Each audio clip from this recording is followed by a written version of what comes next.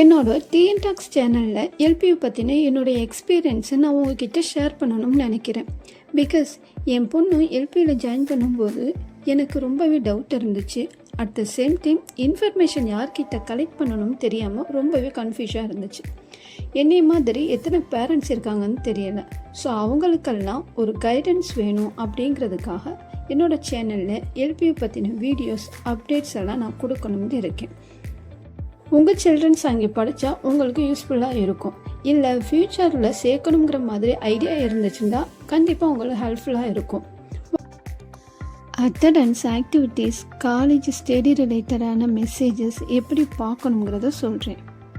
நம்ம காலேஜுக்கு advance pay பண்ண உடனே நமக்கு ஒரு ஐடி அண்ட் பாஸ்வேர்ட் கிரியேட் பண்ணி நம்ம மெயில் ஐடிக்கு அனுப்பிடுவாங்க. ப்ளே ஸ்டோரில் எல்பியூ டச் அப்படிங்கிற ஆப்பை இன்ஸ்டால் பண்ணி அந்த ஐடியும் பாஸ்வேர்டையும் போட்டால் நம்மளுக்கு அந்த ஆப் ஓப்பன் ஆயிரும்.